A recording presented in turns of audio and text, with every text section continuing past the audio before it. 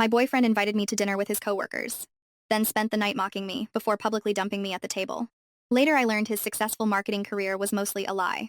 You guys, I'm still processing what happened last weekend. Like, I keep replaying it in my head and wondering if I somehow imagined the whole thing. But nope, my maxed out credit card and the ice cream stains on my couch confirm it was very real. For context, I had been with Ryan for 2 years.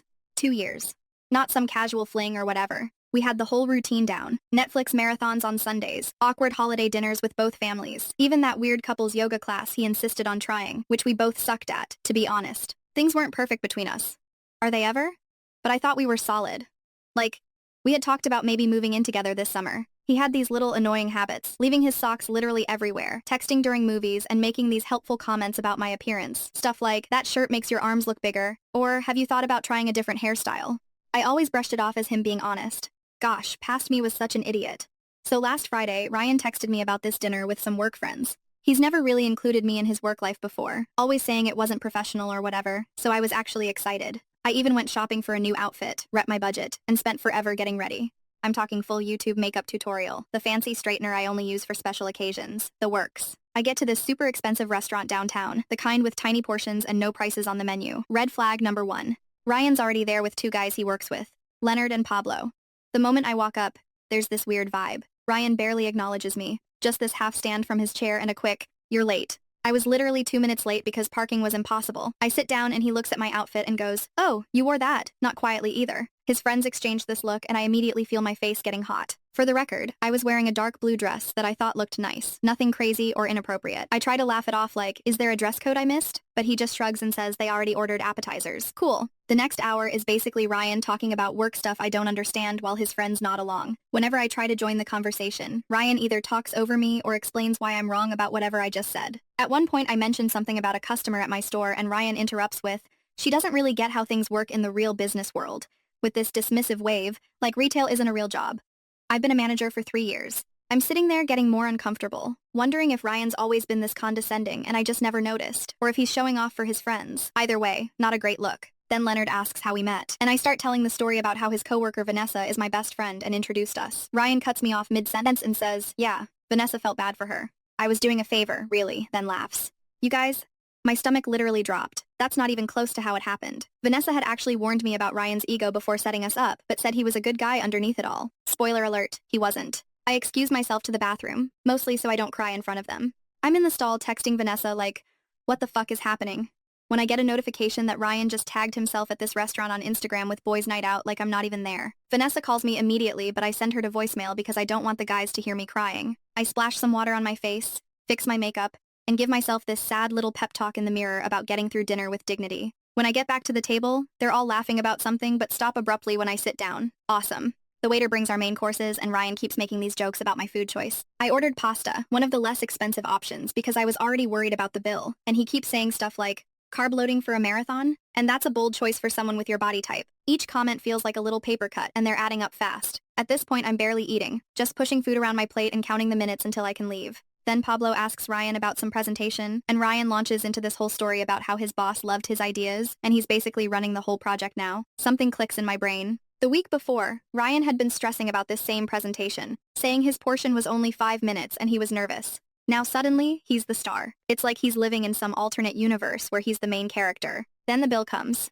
The waiter sets it on the table and Ryan picks it up, looks at it for a second, then slides it over to me. I think he's just showing me the total, but then he says, "And I will never forget this." You know what? I don't think this is working. I stare at him waiting for the punchline. There isn't one. I've been trying to make this work, but I'm just not attracted to you anymore. I think we should break up. In the middle of a restaurant, in front of his friends, after 2 years together. Who does that? I'm completely blindsided. Are you serious right now? This is how you want to do this? He stands up, grabs his jacket, and says, I still get a knot in my stomach thinking about it. A girl like you should be grateful I even dated you this long. You're not exactly a prize. Then he and his friends just left. They all walked out together laughing, leaving me sitting there with a $347 bill for all their stupid Wagyu appetizers and fancy cocktails. The waiter came over with this look of pity that made everything 1,000 times worse. I paid the bill with my credit card, which I'm still paying off from Christmas, yay, and somehow made it to my car without completely falling apart. I called Vanessa from the parking lot, sobbing so hard she couldn't understand me at first. She came straight to my apartment with a pint of Ben & Jerry's and a bottle of wine.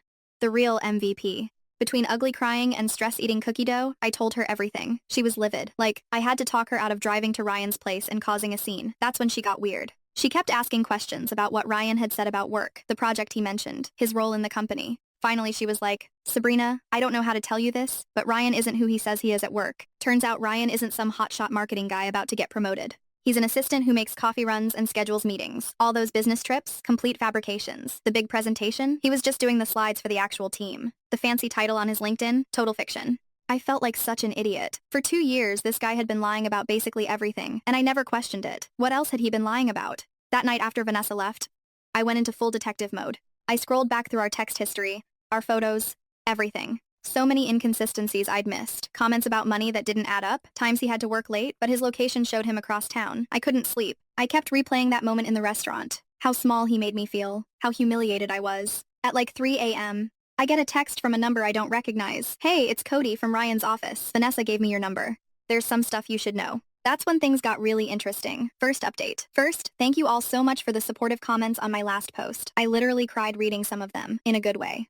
A lot of you asked for an update, so here's what happened next in this absolutely wild situation. So after finding out from Cody, who works with Ryan, that my boyfriend of 2 years had basically been living in a fantasy world of his own creation, I spent the next few days in that gross post-breakup fog. You know, the one where you're alternating between crying into a pint of ice cream and angrily scrolling through old photos wondering if any of it was real. My apartment looked like a disaster zone, dishes piled up, laundry everywhere, and approximately 7 empty DoorDash bags because cooking felt impossible. The worst part was that I kept having these moments where I'd think of something funny to text Ryan, then remember what happened, and it was like being dumped all over again. My brain was literally stuck in a loop of, did that actually happen, and how did I not see this coming? I'd also been avoiding social media because I just knew Ryan would post something annoying, but Wednesday morning I finally caved and checked Instagram. Sure enough, there was Ryan with a gym selfie, captioned, "Level up. Know your worth." The audacity. I nearly threw my phone across the room. Vanessa came over that evening with takeout and found me wrapped in my comforter like a sad burrito. She's been amazing through this whole thing, making sure I eat actual food, listening to me rant about the same things over and over, and not once saying I told you so, even though she had her suspicions about Ryan from the beginning. While we were eating, Vanessa showed me her text with Cody. Apparently they'd been talking a lot and he had tea to spill. According to Cody, Ryan had been telling everyone at work that he dumped me because I was clingy and always talking about marriage. What? I was not the one who made a Pinterest board called Future Home Ideas. Yes, Ryan actually had one of these, which he claimed was research for some work project. Then Cody dropped the real bombshell. Ryan wasn't just lying about his job title. He was currently on probation for taking credit for other people's work and might actually get fired soon. All those late nights working, he was frantically trying to fix mistakes before anyone noticed. Those business trips, complete fiction. I was still processing all this when my phone rang. It was Tina, Ryan's mom. I almost didn't answer, awkward, but figured I should be an adult about this. Tina has always been super sweet to me, like remembers my birthday, and actually asks questions about my life. Kind of sweet. She sounded concerned and asked if everything was okay between me and Ryan. Apparently, he told his family we had a little fight, but everything was fine. A little fight? The man publicly humiliated me, dumped me in front of his friends, and stuck me with a massive bill. I tried to keep it vague, saying we were taking some space because I didn't want to put her in the middle. Then she mentioned Ryan's birthday dinner on Saturday and how the whole family was looking forward to seeing me there. You guys, I nearly choked on my lo mein. Ryan had told his family we were still together and that I was coming to his birthday dinner. The dinner was at his parents' house and apparently he told them we had big news to share. After hanging up, I sat there in shock while Vanessa looked at me like I'd grown a second head. She was like, is he delusional or just a pathological liar? Honestly, I was wondering the same thing. That's when we came up with the plan. I wasn't going to just ghost his family.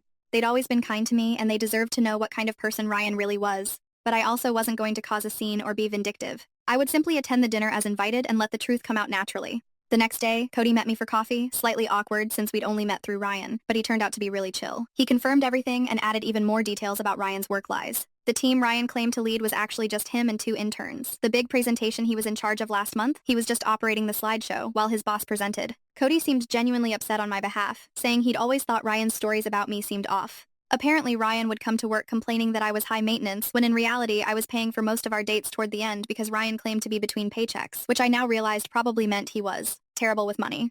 Midway through our conversation, Cody got a text from their boss asking if he could come in Saturday evening to help with some emergency project. Cody was bummed because he'd had plans, but then I had an idea. What if Cody needed to drop something off at Ryan's parents' house during the birthday dinner? The timing would be perfect. As we were figuring out the details, my phone buzzed with a text from Ryan, first one since the restaurant disaster. It just said, "We need to talk about what happened. I might have overreacted." Might have? I showed Cody and he nearly spit out his coffee. Overreacted is when you get annoyed about someone being late, not when you publicly humiliate your girlfriend of 2 years and stick her with a $300 bill. I didn't respond. Let him sweat. The next 2 days were a blur of preparation. I wasn't going to this dinner unprepared. I dug through old texts, finding all the lies. Dates when he claimed to be at work conferences that didn't exist. Stories about coworkers that Cody confirmed were fabricated. Even photos Ryan had posted of himself at work events that were actually just downloaded from the company website. Friday night, Vanessa came over to help me pick an outfit. Not going to lie, part of me wanted to show up looking amazing just to spite him, but we decided the best approach was to look nice but not like I was trying too hard. We settled on a simple black dress that Ryan once said made me look average, which now I realize was his weird negging attempt because I got compliments whenever I wore it. I barely slept Friday night. What if this backfired? What if his family took his side? What if I froze up and couldn't go through with it? By Saturday morning, I had chewed my nails down to nothing and gone through about 17 different scenarios in my head. Around noon, Ryan texted again. Looking forward to seeing you tonight. Wear something nice. My parents are excited. I didn't respond to that either. Let him think whatever he wanted. I spent the afternoon getting ready with a weird mix of dread and anticipation. Vanessa helped me with my hair and gave me a pep talk when I started to lose my nerve. At 5:30, I got in my car and headed to his parents' house. I had to pull over once because my hands were shaking too much to drive safely. I sat there for a minute doing those breathing exercises from that meditation app I downloaded months ago but never actually used. What was I doing? Was this crazy? Maybe I should just block Ryan on everything and move on with my life like a normal person. But then I thought about him sitting there at his birthday dinner, probably telling everyone some fake version of our relationship, maybe even making himself the victim somehow, and my resolve hardened. I pulled up to his parents' house at 6:15, fashionably late, which I knew would annoy Ryan. There were several cars already in the driveway, looked like the whole family was there.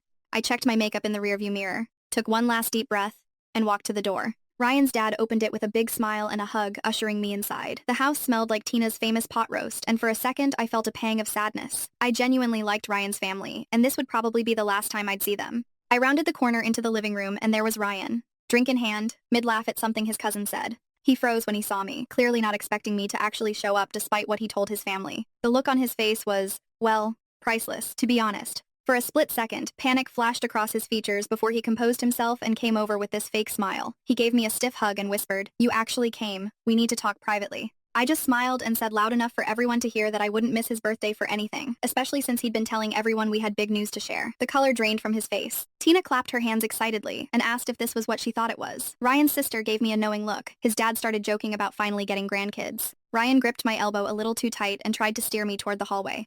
But his mom called out that dinner was ready and everyone needed to sit down. As we all took our seats around the dining table with Ryan nervously watching my every move, my phone buzzed with a text from Cody.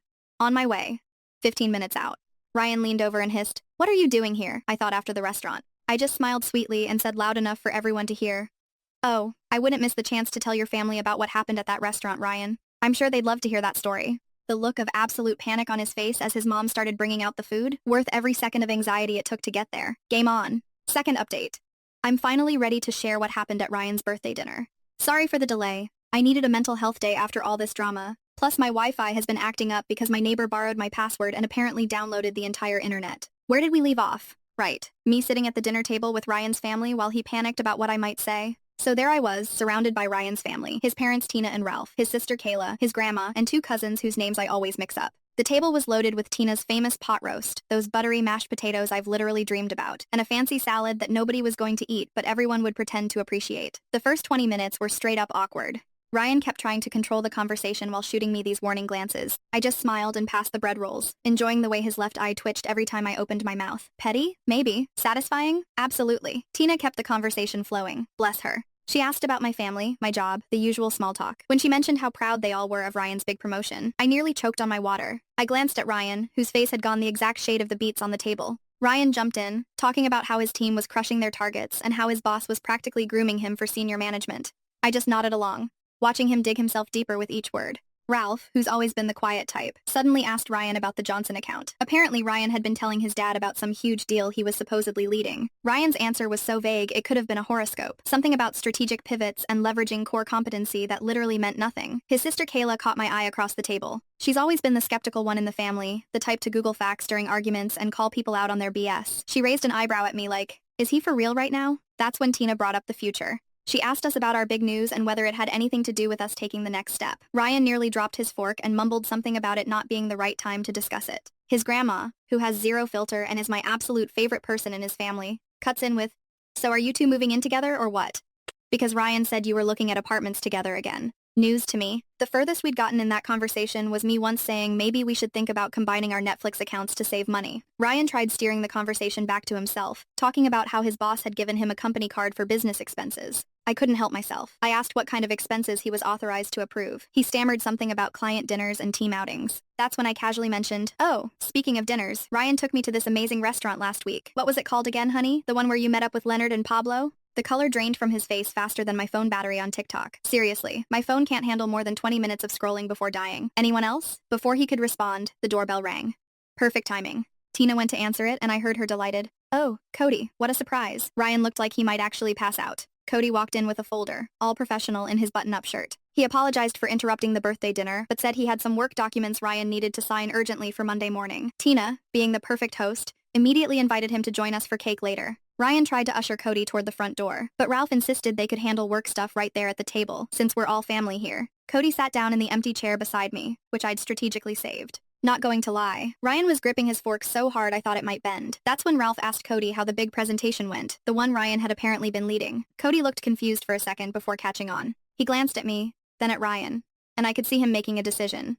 Cody said the presentation went well, but clarified that their boss had delivered it, with Ryan and the team providing support. Ralph looked confused and said that wasn't how Ryan had described it. I jumped in because I'm messy like that and asked Cody about Ryan's promotion. Poor Cody looked so uncomfortable, caught between loyalty to a coworker and not wanting to lie to an entire family. He fidgeted with his napkin and said something vague about company restructuring. Ryan interrupted with this fake laugh and tried changing the subject to sports or whatever, but his sister wasn't having it. She asked Cody point blank what Ryan's current title was. The silence that followed was like that moment when you drop something in a public bathroom. Everyone hears it. No one wants to acknowledge it. Cody looked at Ryan, who was silently pleading with his eyes.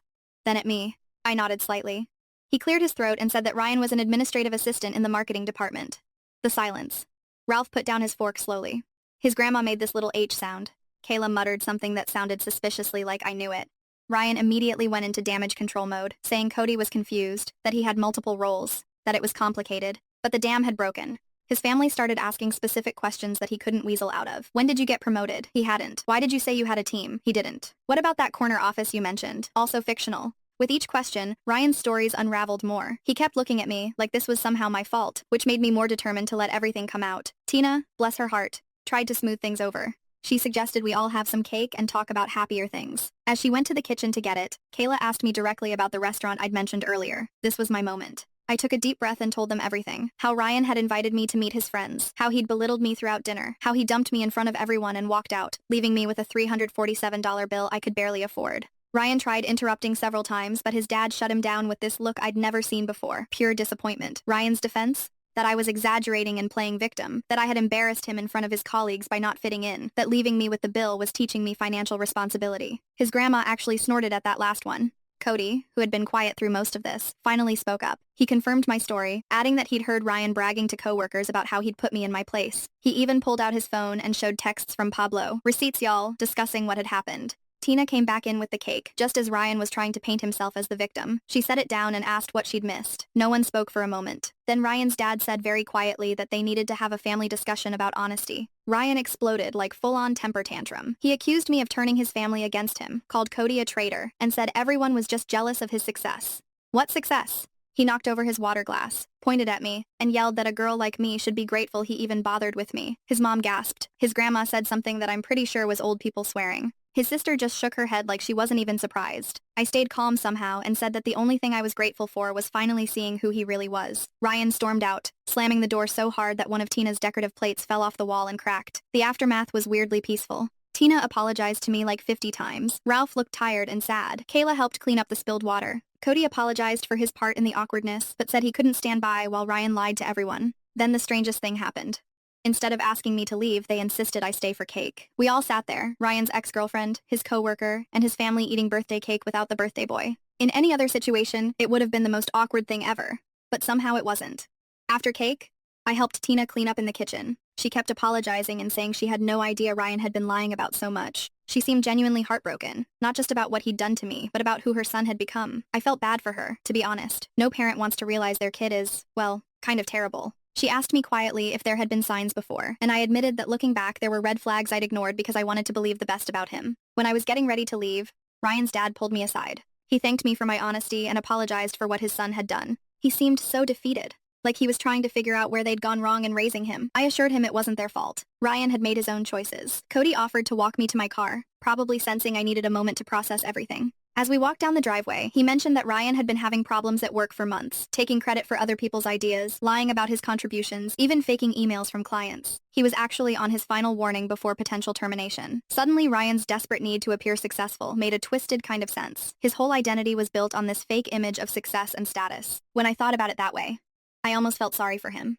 Almost. I thanked Cody for backing me up and drove home in a weird state of emotional exhaustion mixed with relief, like when you finally take off an uncomfortable bra at the end of the day. Sorry for the weird analogy, but y'all know what I mean. When I got home, I had 3 missed calls from Vanessa wanting updates. I was about to call her back when my phone buzzed with a text from Ryan. "You've ruined everything. This isn't over." I didn't respond.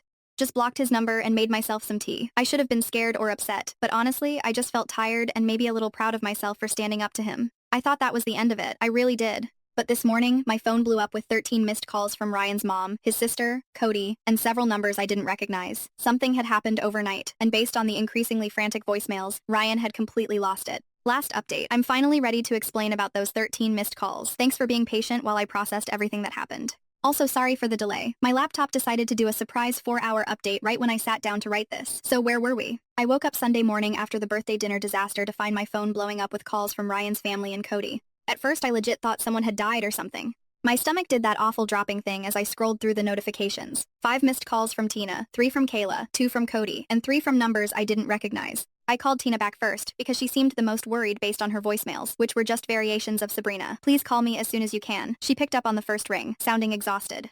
Apparently, after Ryan stormed out of the birthday dinner, he'd gone on a complete bender. He'd shown up at his ex-girlfriend's apartment at like 2 a.m., drunk and ranting about how I'd ruined his life. The ex, who I didn't even know existed, to be honest, was understandably freaked out and called Kayla, who had to go pick him up. But that wasn't all. Ryan had also spent the night sending unhinged messages to practically everyone we knew. He texted Cody threatening to ruin him at work. Lol, good luck with that when you're about to get fired. He'd posted this long, rambling status on Facebook about how he was surrounded by snakes and people would regret betraying him. Most concerning was that he'd posted my address in a private message to his friend Pablo, saying he was going to make me pay for humiliating him. Pablo, who apparently has some moral compass, immediately called Tina and forwarded the message, which is why she was trying so desperately to reach me. I was sitting on my couch in my ratty old pajamas, hair still in yesterday's messy bun, trying to process all this information while Tina apologized approximately 50 times for her son's behavior. I should have been scared, I guess. But honestly, I just felt tired. Like when your phone is stuck at 1% battery for hours, just waiting for it to finally die so you can charge it and move on. Tina insisted on coming over just to make sure I was okay, which was super sweet but also made me panic clean my apartment. Nothing motivates tidying up like knowing someone's mom is about to see your living space. Am I right? I was literally throwing dirty laundry into my closet and scrubbing dried toothpaste off the bathroom sink when my doorbell rang. It wasn't just Tina, Kayla was with her too. They brought coffee and those little pastries from the bakery near their house, which, not going to lie, might be what I miss most about being with Ryan. We sat at my tiny kitchen table with the wobbly leg that I've been meaning to fix for months, and they filled me in on the Ryan situation. According to Kayla, this wasn't the first time Ryan had lied about his life. In college, he'd apparently told everyone he was on the baseball team when he'd actually been cut during tryouts. He'd once claimed to be talking to a popular girl who had no idea who he was. There was a whole pattern of him creating this fictional version of himself that was more successful, more popular, more everything. As they were talking, my phone kept buzzing with texts from friends who'd seen Ryan's social media meltdown. Vanessa was freaking out, wanting to come over with her boyfriend, who does kickboxing, just in case. She watches too many crime shows, I swear. My group chat was blowing up with confused messages about the dramatic subtweets Ryan was posting. That's when my doorbell rang again. I literally froze, wondering if it was Ryan. Kayla peeked through the blinds and let out a long breath. It was Cody.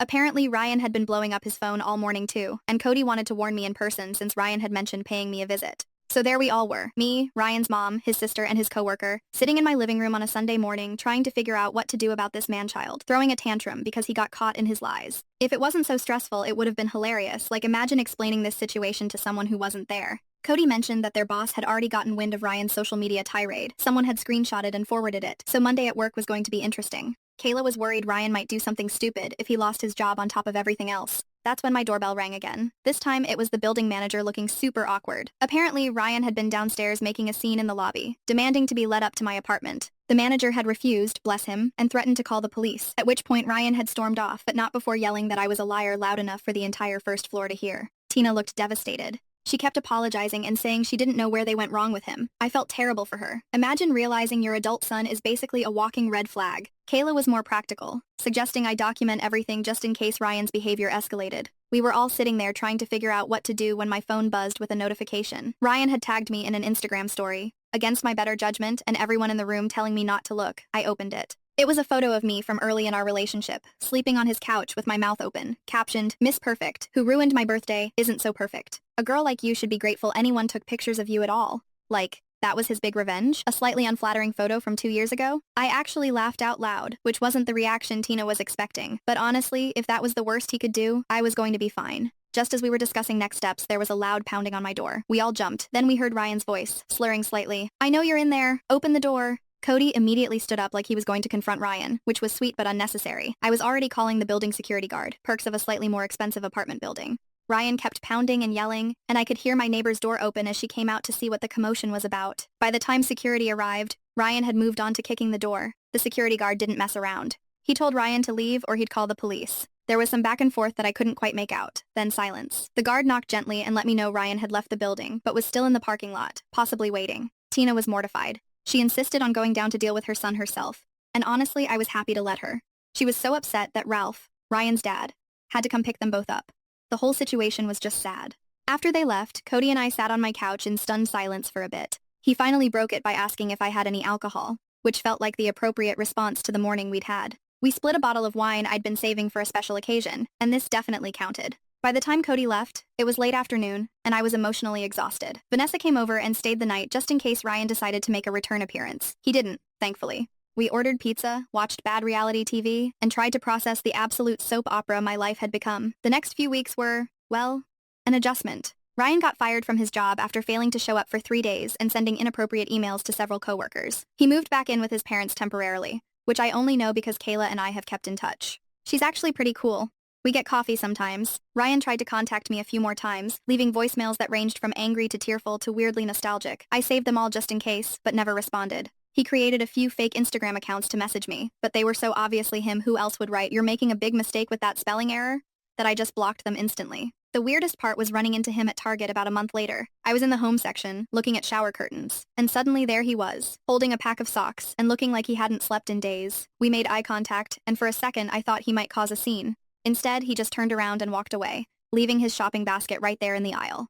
That was 3 months ago now. Ryan eventually moved to his uncle's place in another state, according to Tina, who still sends me holiday cards, which is sweet but awkward. His social media has gone suspiciously quiet. Kayla thinks his parents finally cut him off financially until he gets therapy. As for me, I'm doing pretty good actually. My apartment finally feels like mine again now that I've rearranged the furniture and replaced the stuff that reminded me of Ryan. The strangest outcome of all this might be my unexpected friendship with Cody. We're not dating or anything though. Vanessa keeps trying to make that happen, but we grab lunch sometimes and text about stupid TikTok videos.